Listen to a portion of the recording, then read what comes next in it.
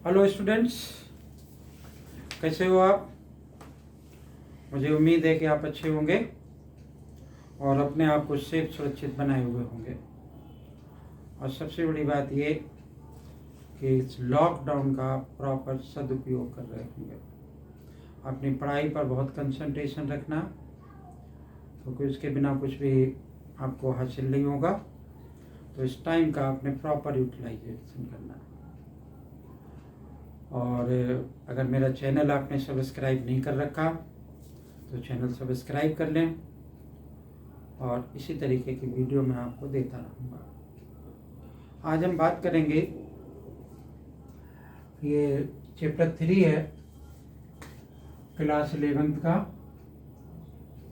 Chapter 3 trigonometric. उसका एक part है, टॉपिक है ट्रिग्नोमेट्रिक इक्वेशंस, ठीक है, जिसकी एक्सरसाइज 3.4 में कराऊंगा आपको। लेकिन पहले आपने देखना है कि ट्रिग्नोमेट्रिक इक्वेशंस क्या होती हैं और उनमें क्या क्या हुआ करता है। तो देखो बेटा, ट्रिग्नोमेट्रिक इक्वेशंस जो होती हैं वो उनमें हम दो तरीके की वैल्यू निकालते हैं। एक तो प्रिंसिपल वैल्यू निकालते हैं, एक जनरल सॉल्यूशन निकालते हैं, ठीक है।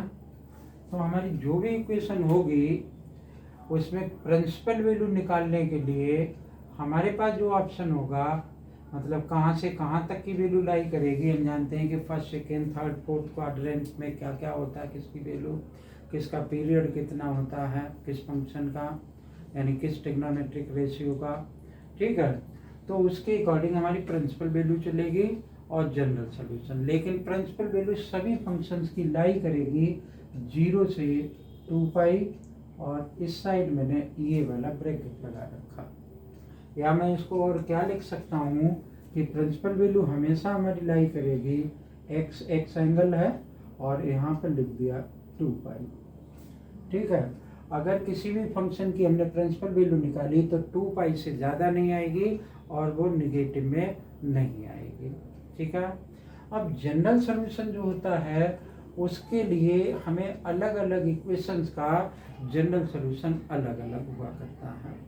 तो हमारे सिलेबस में जिस टाइप की भी इक्वेशंस हैं उनका जनरल सॉल्यूशन हम कैसे निकालेंगे, कि इक्वेशन हमारी किस तरीके की आएगी तो उसको हम किस फॉर्म में कन्वर्ट करेंगे, और उस इक्वेशन का फिर जनरल सॉल्यूशन क्या होगा। हमारी कोशिश होगी कि आपको सिंपल से सिंपल वे में बताएं कि कैसे प्रिंसिपल वैल्यू निकलेगी और कैसे जनरल सॉल्यूशन निकलेगा। तो सबसे पहले हमने लिखा कि यहाँ पर कि sin x is equal to 0। ये हमें एक फंक्शन, एक इक्वेशन दे रखी है। इस इक्वेशन का हमें क्या चाहिए कि हमें इसका चाहिए कि जनरल सॉल्यूशन क्या होगा। तो इसका जनरल सॉल्यूशन क्या होता है कि x is equal to n pi. n हमेशा किसको बिलोंग करेगा, एक इंटीजर को बिलोंग करेगा, ठीक है। ऐसे ही cos x is equal to, अगर मैंने 0 रखा तो इसका जनरल सॉल्यूशन क्या होगा, 2n प्लस 1 और पाई बाई 2, ठीक है। यहाँ पर भी n i को बिलोंग करेगा। फिर हमने लिखा कि 10x is equal to 0, 10x is equal to 0, ठीक है। तो 10x इज इक्वल टू 0, इसका अगर हम जो है क्या निकालें कि जनरल सॉल्यूशन निकालें तो वो क्या आएगा। नहीं, पहले तो 10x इज इक्वल टू हमारा होगा, लेते हैं कि 10x को कन्वर्ट करेंगे sin x। 10x वाला नहीं है, 10x में हम किसी और फॉर्म में इसको ले आएंगे और फिर उसको हम कन्वर्ट करेंगे, ठीक है। तो हमारा 10x बराबर क्या, ये हमने लिखा कि sin x, मतलब फिर हमारी इक्वेशन किस फॉर्म में हो सकती है कि sin x is equal to sin theta लिख लें, अल्फा लिख लें, या थीटा और अल्फा चलता है। यहाँ पे थीटा यहाँ लिख लिया और अल्फा यहाँ लिख लिया, ठीक है। तो हम हमेशा थीटा की वैल्यू निकालेंगे। यहाँ पर x दे रखा है तो x लिख लिया, कोई फर्क नहीं पड़ता। तो sine theta is equal to sine alpha अगर लिखा हुआ है तो इस टाइप की इक्वेशन आ जाती है। तो थीटा इज इक्वल टू हमारा क्या होगा कि n पाई प्लस -1 इसकी पावर n, और यहाँ पर आ जाएगा हमारा क्या, अल्फा आ जाएगा, ठीक है, प्लस और साइन अल्फा। फिर हमारा क्या हुआ कि कॉस, ये बेटा सारे फार्मूले हैं, cos theta is equal to cos alpha लिख लिया, तो थीटा इज इक्वल टू क्या होगा 2n pi plus minus alpha, ठीक है। उसके बाद हमने लिखा कि tan theta is equal to tan alpha, ठीक है। तो यहाँ थीटा इज इक्वल टू क्या हो जाएगा n पाई और प्लस का अल्फा। तो इतने फार्मूले हम क्या करेंगे कि इसमें यूज करेंगे। वैसे तो स्क्वायर में भी होता है और वो स्क्वायर भी इसी फॉर्म में रिपीट होते रहते हैं। तो ये सारे क्या हो गया कि साइन एक्स बराबर 0 दे रखा है, तो इसका general solution X is equal to N pi हम लिख लेंगे, एन की वैल्यू पुट कर देंगे। Cos X is equal to 0 दे रखा, उसका जनरल सोल्यूशन इसके फॉर्म में होगा, कॉस थीटा बराबर कॉस अल्फा दे रखा, थीटा की वैल्यू इस तरीके से निकालेंगे। अब बात आई कि हमें फंक्शन इसी के फॉर्म में दे रखा होगा कि साइन और कॉस और टेन के ही फॉर्म में फंक्शन दे रखा होगा, क्या सेक के फॉर्म में कोई नहीं होगा, क्या कॉसेक के फॉर्म में नहीं होगा, क्या कॉट के फॉर्म में नहीं होगा, होगा, बिल्कुल होगा। लेकिन उसके फॉर्म में जब भी हमें फंक्शन आएगा तो हम जैसे कॉसेक के फॉर्म में आया तो साइन के फॉर्म में कन्वर्ट कर देंगे, सेक के फॉर्म में आया तो कॉस के फॉर्म में कन्वर्ट कर देंगे, कॉट के फॉर्म में आया तो उसको हम टेन के फॉर्म में कन्वर्ट कर देंगे, ठीक है ना। तो अब हम करेंगे कि एक्सरसाइज ये हमारी है 3.4 और इससे रिलेटेड कुछ क्वेश्चन करेंगे, ठीक है। तो करके देखते हैं और फिर क्या होगा वो बताते हैं, धीरे धीरे समझ में आएगा। ये लिखा है कि एक्सरसाइज 3.4 में find the principal and general solution of the following equations.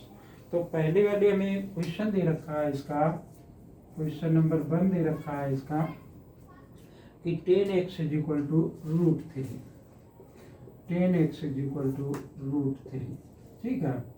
अगर ये √3 दे रखा है, अगर 0 होता तो हम 0 के अकॉर्डिंग जाते हैं, लेकिन यहाँ क्या दे रखा है √3।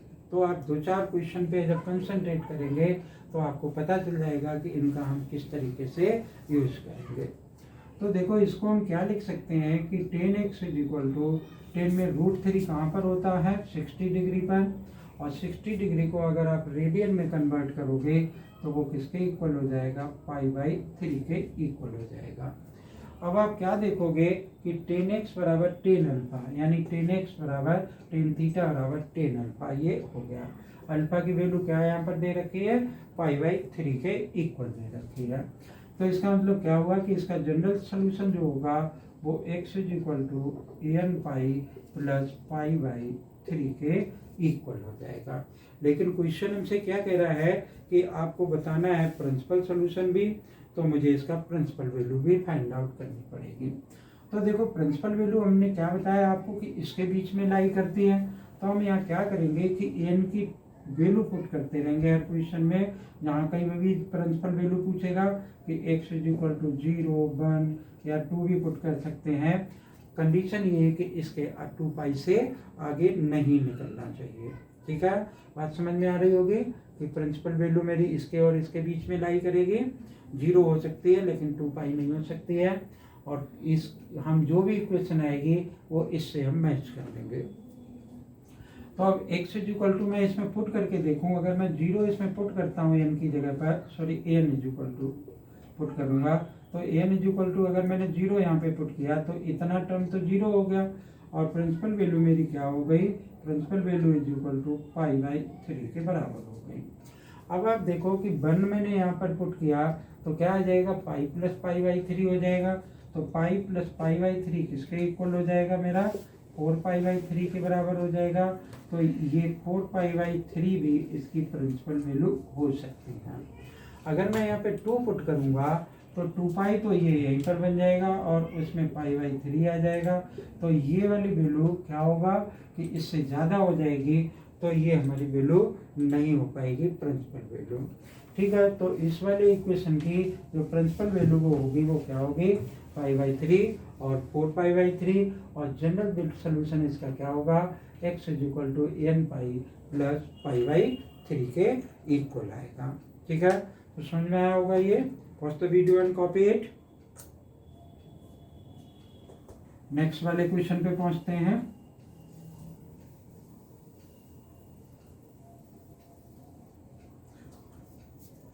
क्या कह रहा है next question, sec x is equal to 2। तो देखो क्वेश्चन नंबर 2 ये कि sec x is equal to 2 के इक्वल ये में गिवन है, ठीक है ना। तो हमने आपको बताया था कि sec x तो इसमें दे ही नहीं रखा, तो sec x जब इसमें दे नहीं रखा तो sec को किसके फॉर्म में कन्वर्ट कर सकते हैं, cos के फॉर्म में कन्वर्ट कर सकते हैं। तो मैंने यहाँ पे लिखा कि 1/cos x is equal to 2, इसको ट्रांसपोज कर दें तो cos x is equal to क्या आ जाएगा हमारा 1/2 के इक्वल आ जाएगा, ठीक है। इसको अब हम क्या लिख सकते हैं कि cos x is equal to 1/2, cos में कहाँ पे होता है 60 डिग्री पे, और 60 डिग्री किसके इक्वल होता है π/3 के इक्वल होता है। अब देखो ये cos x और ये cos अल्फा cos थीटा और ये cos अल्फा cos थीटा और cos अल्फा, तो इसका जनरल सोल्यूशन मेरा क्या हो गया कि general solution is equal to 2n pi, ठीक है, और प्लस माइनस अल्फा की जगह क्या रखूंगा मैं π/3 रखूंगा। तो यहाँ से ये इसका जनरल सोल्यूशन तो आ गया, लेकिन प्रिंसिपल वैल्यू निकालने के लिए मुझे एक बार एन की मैं वैल्यू पुट करूंगा, यानी put n is equal to 1 2 3 रख 0 1 2 3 रख देते हैं, 1 2 इतने में ही काम हो जाएगा, 3 तक नहीं जाना पड़ेगा। तो एक बार तो मैं क्या करूँगा कि x इज इक्वल टू मैं रखूँ, ये मेरा जो एंगल निकल करके आएगा तो 2n पाई और प्लस π/3 रख लिया, और दूसरी तरफ x इज इक्वल टू क्या रख दिया 2n पाई माइनस π/3। अब दोनों तरफ पुट करेंगे और इस कंडीशन को ध्यान में रखेंगे, जो वैल्यू इसके बीच में लाई करेगी वही हमारा आंसर होगा। तो देखो n इज इक्वल टू अगर 0 रखा तो यहाँ पर एक तो π/3 आ गया, यहाँ पर n इज इक्वल टू अगर 0 रखा तो क्या आ गया माइनस π/3 आ गया। तो माइनस π/3 तो इसमें लाई नहीं करता, लेकिन π/3 लाई करता, तो ये इसका एक प्रिंसिपल सॉल्यूशन होगा। फिर इसमें n इज इक्वल टू मैंने 1 रख दिया तो ये 2 पाई ये हो जाएगा, और 2 पाई में π/3 हो जाएगा, तो वो मेरा प्रिंसिपल सॉल्यूशन नहीं पॉसिबल है। लेकिन अगर मैं इसके केस में देखूं कि n इज इक्वल टू 1 रखा तो 2 पाई माइनस π/3 अगर रखा तो ये कितना हो गया 6 और 3 आ गया, 6 पाई माइनस पाई आ गया, तो 5 π/3, ये भी एक इसका क्या हो जाएगा, इसका एक प्रिंसिपल सॉल्यूशन हो जाएगा, ठीक है। अब मेरे अभी 2 रखने पर तो ये बहुत सारा हो जाएगा, तो इसलिए 2 नहीं पुट करेंगे। इसमें अगर मैं 2 पुट करता हूँ तो कितना हो जाएगा 4 पाई माइनस π/3, वो भी अगर सिंप्लीफाई करोगे तो 2 पाई से ज़्यादा होगा। 4 पाई माइनस π/3, इसको सिंप्लीफाई किया 3 4 जा 12, तो ये कितना बन जाएगा 11 π/3, तो 3 3 जा 9, ये भी बहुत ज़्यादा हो जाएगा। तो क्या होगा मेरा कि प्रिंसिपल वैल्यू इसकी क्या आ जाएगी, एक तो π/3 होगी और दूसरी हमारी 5 π/3 के इक्वल होगी, ठीक है। तो इस तरीके से हम इसकी प्रिंसिपल वैल्यू फाइंड आउट करेंगे और इस तरीके से हम इसकी जनरल सोल्यूशन फाइंड आउट करेंगे, ठीक है। Pause the video and copy it. और आगे देखते हैं क्वेश्चन नंबर 3। एक सिंपल सा कंसेप्ट है ट्रिग्नोमेट्रिक इक्वेशंस के लिए।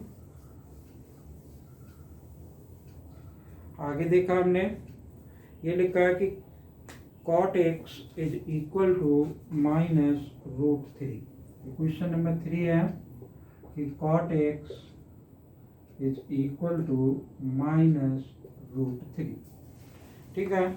अब cot x is equal to -√3 दे रखा है, इसको अब पहले का पहला तो काम हमारा क्या है, इसको 10 में कन्वर्ट करें, क्योंकि cot इसमें दे ही नहीं रखा। तो 1/10 इज इक्वल टू क्या हो जाएगा 1/10x इज इक्वल टू -√3, तो 10x इज इक्वल टू हमारा क्या बन जाएगा -1/√3, ठीक है। अब ये इसको हम क्या लिख सकते हैं कि 10x is equal to minus, पहले मैंने बाहर ही बना रहने दिया, और 10 में 1/√3 कहाँ पर होता है 30 डिग्री पर होता है, तो ये क्या बन गया मेरा π/6 हो गया, और 10x इज इक्वल टू क्या लिख लूँगा मैं 10 माइनस π/6। अब देखो 10 theta is equal to 10 alpha, तो इसमें इसकी एक्स की वैल्यू यहाँ पर जनरल सोल्यूशन के लिए क्या आ जाएगी कि general solution is equal to ये लिख लिया कि मैंने n पाई प्लस आ गया और माइनस पाई बाई 6। ठीक है, तो ये इसका ये क्या बन गया, मेरा जनरल सोल्यूशन बन गया। अब मुझे प्रिंसिपल वैल्यू चाहिए इसकी, तो n की जगह पे 0 रख देंगे, 1 रख देंगे। 2 की अगर रिक्वायरमेंट होगी तो मैं 2 भी पुट कर दूंगा। तो यहाँ पर मैंने पुट किया कि n इज इक्वल टू 0, 1 और 2 से ज़्यादा नहीं पुट करने की ज़रूरत कभी भी पड़ेगी, यहीं तक काम हो जाएगा। तो अगर मैंने यहाँ पे 0 पुट किया तो माइनस पाई बाई 6 आएगा, और माइनस पाई बाई 6 तो प्रिंसिपल वैल्यू हो नहीं सकती इसकी, क्योंकि वो 0 से छोटी वैल्यू हो गई। तो अगर मैंने यहाँ पे 1 पुट किया तो पाई माइनस पाई बाई 6। ठीक है, तो क्या हुआ कि 6 एलसीएम आ गया, 6 pi minus pi is equal to 5 pi by 6। ये इसका क्या हो गया कि 5 पाई बाई 6 एक और वैल्यू आई। अब मैं अगर यहाँ पे 2 पुट करके देखूँ तो 2 पाई माइनस पाई बाई 6 क्या बन जाएगा, 11 पाई बाई 6 आ जाएगा। तो 11 पाई बाई 6 आ गया। अगर मैं 3 पुट करूँगा तो definitely it will go beyond the 2 पाई। तो ये इसका क्या हो जाएगा, प्रिंसिपल वैल्यू हो जाएगी। तो मैं क्या लिख लूँगा कि principal value is equal to 5 pi by 6, और ये क्या आ जाएगा 11 पाई बाई 6 के ये इक्वल हो जाएगा। तो ये दोनों इसके क्या हो गया, प्रिंसिपल वैल्यू हो गए। ठीक है, तो क्वेश्चन नंबर 1 से लगा करके 4 तक प्रिंसिपल वैल्यू और जनरल सोल्यूशन पूछ रहा था। तो 3 ये हमने करा दिए। आगे कॉसेक एक्स दे रखा, उसको साइन में कन्वर्ट कर देंगे, साइन के अकॉर्डिंग चला जाएगा। फिर दूसरा टाइप का क्वेश्चन दे रखा है, find the general solution of each of the following. तो इसमें नेक्स्ट वाले जो नेक्स्ट टाइप के क्वेश्चंस हैं उसमें क्या होगा कि आपको प्रिंसिपल वैल्यू नहीं निकालनी पड़ेगी, यही जनरल सोल्यूशन का क्वेश्चन होता रहेगा। तो देखते हैं, लेट अस सी नाउ।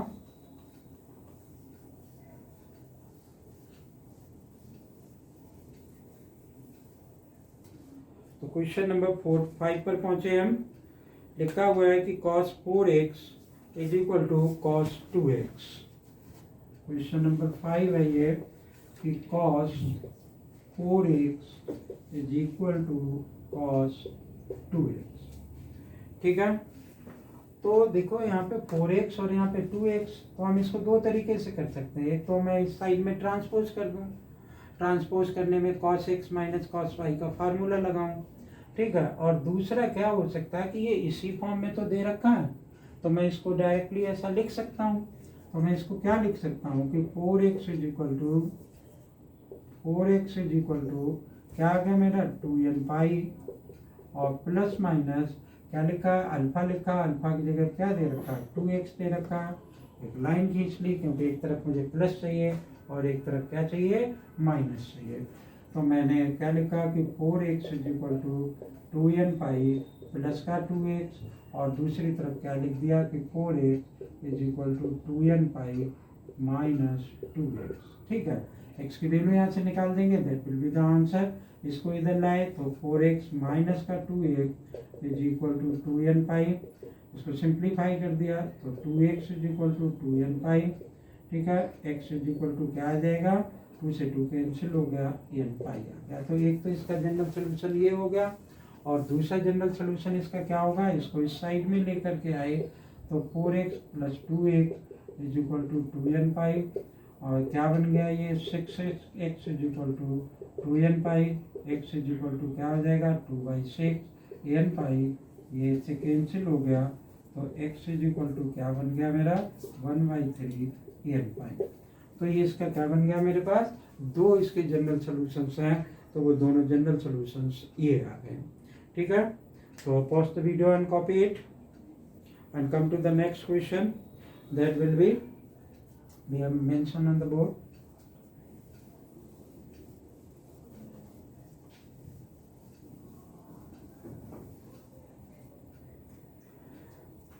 क्या दे रखा है ये cos 3x plus cos x minus cos 2x।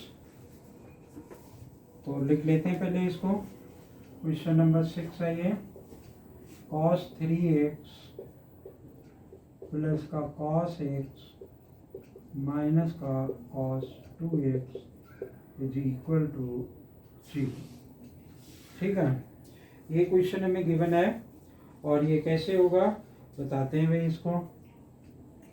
देखो बेटा, हमने एक फार्मूला पढ़ा है कि cos x और प्लस में cos y। ठीक है, तो cos x plus cos y हमारा किसके इक्वल हुआ करता है कि 2 cos x प्लस y, और अगर प्लस होता है तो दोनों cos के होते हैं और माइनस होता है तो दोनों साइन के हो जाते हैं। तो इसको मैं क्या लिख सकता हूँ कि 2 आ गया और cos आ गया और x प्लस y यानी ये प्लस ये 3x plus x divided by 2 और cos 3x minus x divided by 2, और इसको एज इट इज लिख लिया cos 2x is equal to 0। ठीक है, इसको सिंप्लीफाई कर दें और फिर देखते हैं कि ये क्या बनेगा। तो ये बना कि 2 cos और 4x divided by 2 is equal to 2x हुआ, और ये 2x divided by 2 is equal to x रह गया। तो cos x minus cos 2x is equal to 0। अब इसमें क्या किया जा सकता है, cos 2x यहाँ पर भी है, cos 2x यहाँ पर भी है। इस cos 2x को हम क्या करें, कॉमन ले लें। तो ये मेरा बना कि cos 2x मैंने कॉमन ले लिया, तो 2 cos x और माइनस का बंद दिस इज इक्वल टू 0। अब इसमें जैसे हमारे क्वाड्रेटिक इक्वेशंस हुआ करते थे कि उसमें 2 फैक्टर होते थे, और 2 फैक्टर में से दोनों को अगर रूट्स हमें फाइंड आउट कर लें तो 0 के इक्वल रख लेते थे। ऐसे ही दोनों फैक्टर्स को हम 0 के इक्वल रख लेंगे। तो ये क्या बन गया मेरा, cos 2x is equal to 0 और 2 cos x minus 1 is equal to 0। ठीक है, अब ये किसके बराबर बन गया मेरा कि 2 cos x is equal to 1, cos x is equal to क्या आ गया 1/2 के इक्वल आ गया। अब यहाँ cos 2x is equal to 0 यानी cos x is equal to 0, उसका जनरल सोल्यूशन ये हुआ। तो वो जनरल सोल्यूशन मैं यहाँ पे क्या रख दूंगा कि 2x is equal to 2n plus 1 और π/2। ठीक है, तो 2 से मैं इसको डिवाइड कर देता हूँ, तो x इज इक्वल टू क्या आ जाएगा 2n प्लस 1 π/4, या मैं इसको मल्टीप्लाई कर दूँ तो वो भी बन जाएगा। इसका जनरल सोल्यूशन मैं कैसे निकालूंगा कि cos x is equal to cos में 1/2 कहाँ पर होता है 60 डिग्री, और 60 डिग्री रेडियन में किसके इक्वल है 3 के इक्वल है, π/3 के इक्वल। 3 को 180 से डिवाइड करोगे ना तो 60 डिग्री आ जाएगा, तो ये इसके इक्वल आ गया। अब इसमें ये वाला फार्मूला लगाएंगे। अब इसमें 2 पार्ट फिर हमारे नहीं, हमें सिर्फ जनरल सोल्यूशन निकालना है। तो x इज इक्वल टू क्या आ गया मेरा 2n पाई प्लस माइनस, और अल्फा की जगह मैं क्या रख दूंगा π/3 के बराबर रख दूंगा। तो इसके 2 जनरल सोल्यूशंस हैं, एक तो ये है और दूसरा जनरल सोल्यूशन ये वाला है। ठीक है ना, क्लियर हो गया होगा, बात समझ में आ गई होगी। तो इसी तरीके से नेक्स्ट वाला क्वेश्चन है, और आगे देखते हैं कोई जो और से क्वेश्चन होंगे उनको मैं कराऊंगा आपको। तो question number 7 you have to try, ये लिखा sin 2x plus cos x, sin 2x की वैल्यू पुट कर देना 2 sin x cos x, और cos x को कॉमन ले लेंगे, 2 इसी तरीके से फैक्टर बन जाएंगे, उनको हम सिंप्लीफाई कर देंगे। उससे आगे वाले में 10 और sec दे रखा है, इसलिए उसको कर देते हैं।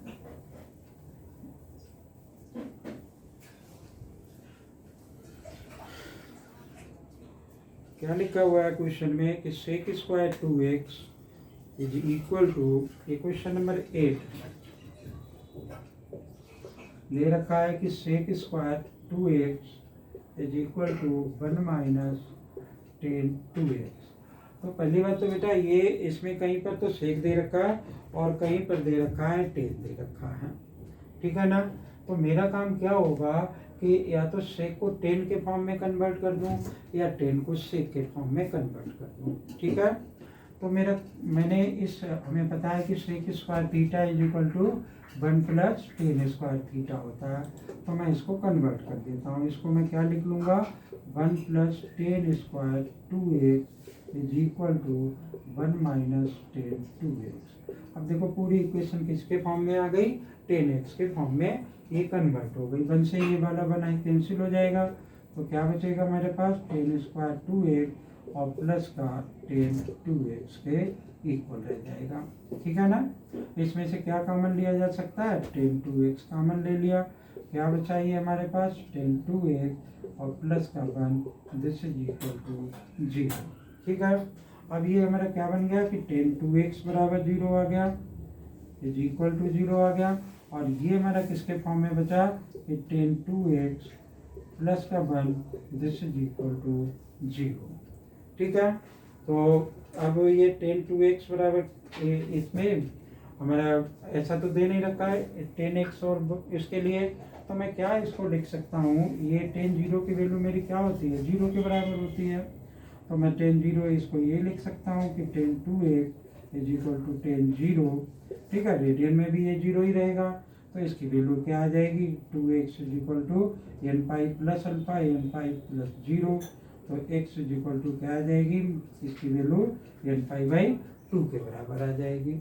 यहाँ पर इसको मैं क्या कर सकता हूँ कि tan 2x is equal to -1 हुआ, tan 2x this is equal to tan -1 यानी माइनस यहाँ लगा लिया, और टेन 45 के बराबर 1 होता है तो टेन पाई बाई 4 लिख लिया। Tan 2x is equal to tan minus pi by 4। ठीक है, अब ये क्या बन गया मेरा, ये इसकी तरह आ गया।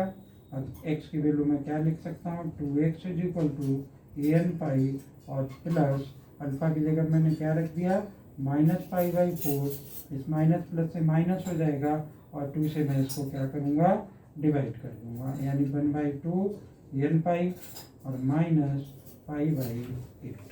ठीक है, मैं 2 इधर कॉमन भी लेकर के बाहर की तरफ भी इसको रख सकता था, तो ये इसकी वैल्यू हो जाएगी। ठीक है, तो आई होप दैट आपको ये बात समझ में आई होगी। नेक्स्ट वाला भी क्वेश्चन नंबर 6 की तरह है बिल्कुल, और आप उसको क्या करेंगे, ट्राई करेंगे।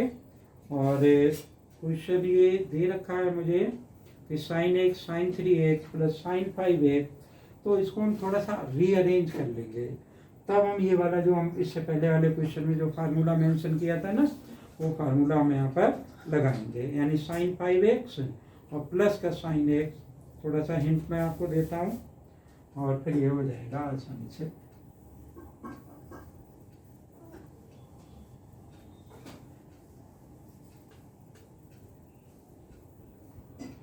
तो ये क्वेश्चन लिखा हुआ है, क्वेश्चन नंबर 9 है ये।